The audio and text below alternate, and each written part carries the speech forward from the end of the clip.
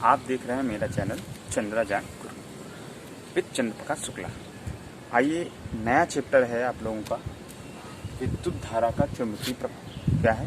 विद्युत धारा का चुंबकीय प्रभाव, the magnetic effect of electric current. ठीक है, ये न्यू 10th क्लास के लिए, अदर क्लासों में भी सभी बोर्डों में ज़रूरत है इसकी। तो आपको मैं इसमें ये मेन टॉपिक कराऊंगा। देखिए, इससे रिलेटेड जो इम्पॉर्टेंट टॉपिक हैं कि मैग्नेटिक लाइन क्या होती है वो भी मैं आपको कराऊंगा, लेकिन पहले आपको बेसिक जानकारी कि मैग्नेट क्या है, मैग्नेटिज्म क्या है, ये सब चीज़ें आपको पता होनी चाहिए। ठीक है, तो इससे रिलेटेड अगर आपको पता होगा तो आप आगे की बातें कर पाएंगे अच्छे से। ठीक है, इसके बाद हवा चल रही है तो मैं सभी आपको कराऊंगा, क्रम से कराऊंगा। ठीक है, तो पहले ये बेसिक चीज़ें जान लेते हैं ताकि आपको समझने में आसानी हो। सबसे पहले चुंबक और चुंबकत्व होता क्या है। तो देखिए, कोई भी धात्विक टुकड़े, ठीक है, या किसी पदार्थ के टुकड़े जिनके अंदर लोहे, कोबाल्ट या निकेल के पदार्थों को आकर्षित करने की क्षमता होती है, ठीक है ना, तो उनको हम लोग क्या बोलते हैं? चुंबक। क्या बोलेंगे? चुंबक, मैग्नेट। याद रहेगा, भूलेंगे तो नहीं। किसी भी पदार्थ के अंदर कोई भी मटेरियल है, उसके अंदर आकर्षित करने यानी अट्रैक्ट करने की पावर है अदर मटेरियल्स को, तो उस मटेरियल को हम लोग क्या बोल देंगे? चुंबक, मैग्नेट। ठीक है, any material have the ability of attract of other materials, that materials known as magnet. Clear है आपको? फिर इसके बाद चुंबकत्व तो क्या होता है? तो इन्हीं चुंबकों द्वारा किसी दूसरे पदार्थ को आकर्षित करने की क्षमता जो है, ठीक है, एबिलिटी जो है, वो क्या कहलाएगी? आपकी मैग्नेटिज्म कहलाएगी, कि उसके अंदर चुंबकत्व का गुण है, यानी चुंबकत्व है। ऐसे 3 ही एग्जाम्पल आपको ज़्यादा पढ़ने को मिलेंगे। एक होगा आयरन, लोहा, निकिल और कोबाल्ट। ठीक है, आपको सिर्फ अभी लोहे के विषय में ही जानते हो, लेकिन आगे की क्लासों में आप निकिल और कोबाल्ट भी इसी तरीके का व्यवहार प्रदर्शित करते हैं, आप जान जाएंगे। ठीक है, फिर इसके बाद ये तो 2 टॉपिक हो गए, आपको क्लियर हो गए होंगे। इसके बाद आता है इनके प्रकार।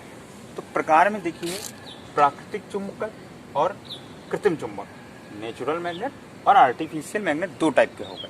तो जो आपका प्राकृतिक चुंबक है यानी नेचुरल मैग्नेट है, तो नेचुरल मैग्नेट में आपका मैग्नेटाइट एक ओर होता है। ठीक है, तो उस ओर का नाम है मैग्नेटाइट। मैग्नेटाइट, इसका फार्मूला होता है Fe3O4, और इसका नाम हम लोग रख भी सकते हैं क्या?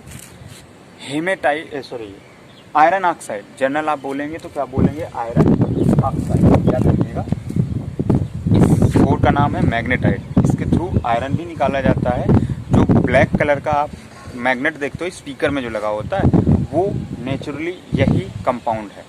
ठीक है, याद रखिएगा, एक नेचर में आयरन इस फॉर्म में अगर ऑक्सीजन से जुड़ा हुआ है इस रेशियो में, तो वो मैग्नेट की प्रॉपर्टी शो करता है, और उसको हम लोग मैग्नेटाइट बोलते हैं क्योंकि वो मैग्नेट की प्रॉपर्टी शो करता है। याद रखिएगा। तो प्राकृतिक चुंबक क्या है? ऐसे प्राकृतिक पदार्थ जिनमें चुंबकत्व का गुण हो, तो प्राकृतिक चुंबक कहलाते हैं। बिल्कुल सीधी सी आप परिभाषा बना सकते हैं। इसके बाद कृत्रिम चुंबक क्या है? तो कृत्रिम चुंबक वो हैं जो प्रयोगशाला में वैज्ञानिक या उद्यमी लोग अपने आवश्यकता के अनुसार पदार्थों द्वारा चुंबक का निर्माण करते हैं। ठीक है ना, ये कृत्रिम चुंबक में कोई चुंबकीय गुण नहीं होता, लेकिन हम लोग कुछ विधियों द्वारा इस तरीके से ट्रीट कर देते हैं कि उनमें चुंबकत्व का गुण आ जाता है। ठीक है, क्लियर है? इसके बाद और इसमें एग्जाम्पल क्या है? ये बनाए किससे जाते हैं? तो आपके निकिल से, कोबाल्ट से, आयरन से, स्टील से, ये सबसे ज़्यादा बनाए जाते हैं। अब ये भी तमाम टाइप के हो गए। तो आपके दंड चुंबक या बार मैग्नेट, ठीक है, इसमें भी अगर हम पार्ट की बात करें तो दंड चुंबक यानी बार मैग्नेट। ठीक है, सिर्फ सीधा सीधा वाला। उसके बाद और कौन सा हो सकता है? यू आकार के नली वाला मैग्नेट। ठीक, और इसके अलावा तो ये हो गए दंड चुंबक, बार चुंबक, एक ही बात हो गया। यू नली हैं, या उसके बाद सुई चुंबक, ठीक है, जो सुइयाँ बनती हैं, नेडल बनती है आपके, तो इस तरीके का चुंबक। ठीक, तो ऐसे कई टाइप के आपके अलग अलग हमारे ज़रूरत के हिसाब से हम लोग मैग्नेट आर्टिफिशियल बना लेते हैं।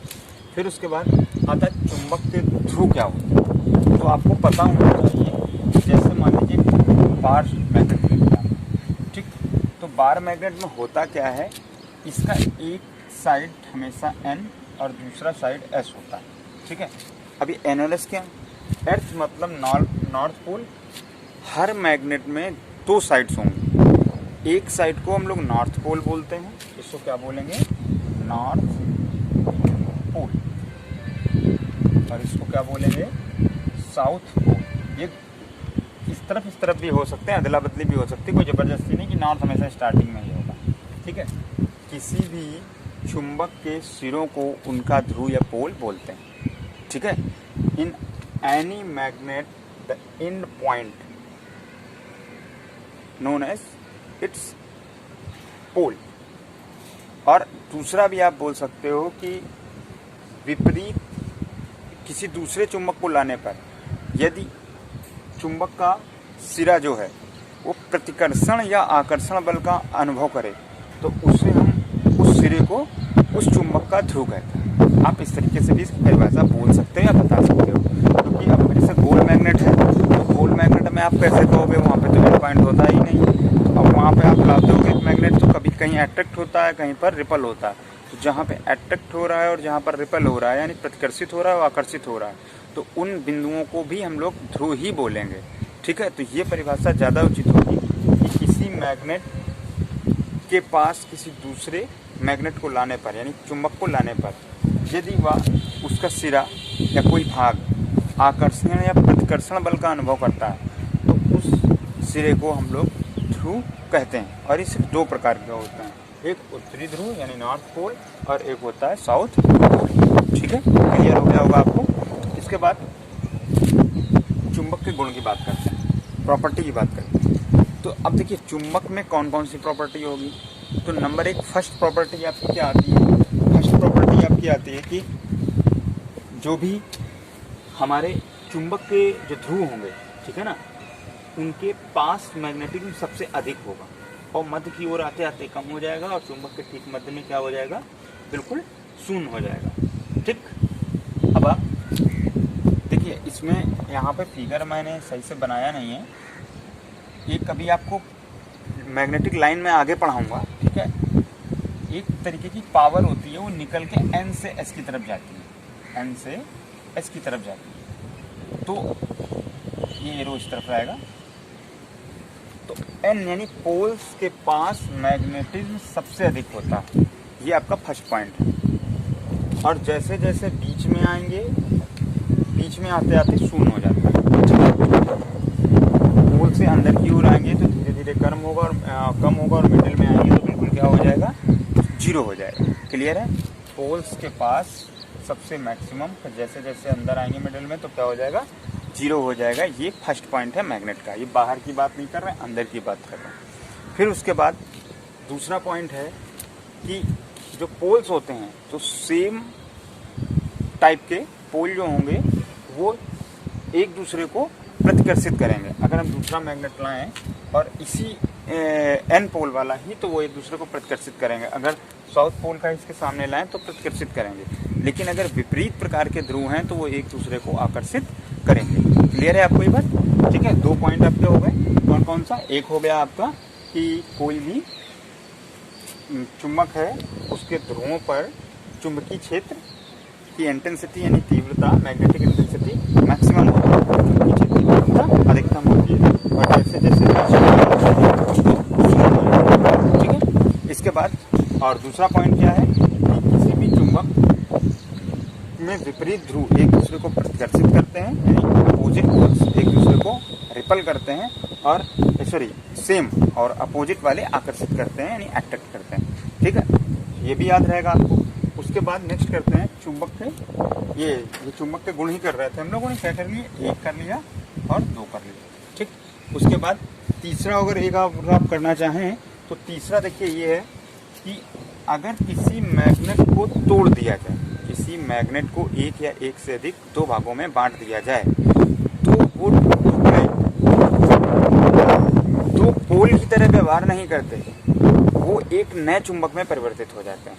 जैसे इस मैग्नेट को अगर हम लोग तोड़ दें, तीसरे पॉइंट में क्या है, अगर हम कोई मैग्नेट है इसको ब्रेक कर दें, किसमें, 2 पार्ट में कर दें, मान लीजिए N था, ये S था, तो आप ये कभी मत सोचें कि ये S हो जाएगा, ये N हो जाएगा, ये कैसा कभी भी नहीं होगा। इसका ये पार्ट N हो जाएगा और ये S हो जाएगा और ये वाला N हो जाएगा, ठीक है। ये तीसरा पॉइंट है, किसी भी चुंबक के 2 या 2 से अधिक टुकड़े करने पर उसके पोलों को अलग नहीं किया जा सकता है। नए टुकड़े फिर से एक नए चुंबक की तरह व्यवहार करेंगे। जिस जगह से हम चुंबक को तोड़ते हैं वहाँ पर विपरीत ध्रुव उत्पन्न हो जाते हैं। ये आपका तीसरा पॉइंट है। क्लियर हो गया होगा आपको। फिर इसके बाद इसी को इंग्लिश में भी अगर आप बोलना चाहें तो कैसे बोल सकते हैं। फर्स्ट पॉइंट क्या था कि the magnetic field of the end point of any magnet is maximum और if goes to the middle of magnet तो दैट इज 0, ठीक है ना, दैट इज ठीक है। इसके बाद सेकेंड पॉइंट था कि the opposite pole of the magnet also repel and the opposite poles are attract and the same pole also repel to each other, ठीक है ना, क्लियर। इसके बाद थर्ड पॉइंट है if the divide the any magnet in the 2 parts तो we cannot separate the poles and also generate the new magnets, ठीक है, या piece of the magnet also we have as a like a new magnets, ठीक है। इस तरीके से आप इसको बोल सकते हो। फिर इसके बाद अगला टॉपिक आता है हम लोगों का चौथा, चुंबकीय क्षेत्र क्या होता है, ठीक है। अब बात आती है कि मान लीजिए हम सब जान गए कि चुंबक क्या होता है, चुंबकत्व क्या होता है, कितने प्रकार के होते हैं, नेचुरल, ठीक है, आर्टिफिशियल। उसके बाद फिर इसके पोल क्या होते हैं ये भी हम लोग जान गए। पोल के बाद हम लोगों ने सिर्फ कुछ मैग्नेट की प्रॉपर्टी पढ़ ली, किसकी, मैग्नेट की। अब बात आती है कि चुंबकीय क्षेत्र यानी मैग्नेटिक फील्ड क्या होता है। तो देखिए, जब आपका एक मैग्नेट है हमारा ये, तो इस मैग्नेट के चारों तरफ हम लोग खूब अच्छे से जानते हैं, कोई दूसरा आयरन का पीस या मैग्नेट लाके इसके पास रखते हैं तो तुरंत अट्रैक्ट हो जाता है। तो किसी चुंबक के चारों ओर का वह क्षेत्र, किसी चुंबक के चारों ओर का वह क्षेत्र जहाँ पर कोई दूसरा चुंबक आकर्षण या प्रतिकर्षण बल अनुभव करता हो, ठीक है, वह क्षेत्र ही क्या कहलाएगा, इस चुंबक के लिए उसका चुंबकीय क्षेत्र कहलाता है। तो अब आप परिभाषा शॉर्ट में कैसे लिख सकते हैं, किसी चुंबक के चारों ओर का वह क्षेत्र जहां पर चुंबकीय बल का अनुभव होता है, चुंबकीय क्षेत्र कहलाता है, ठीक है।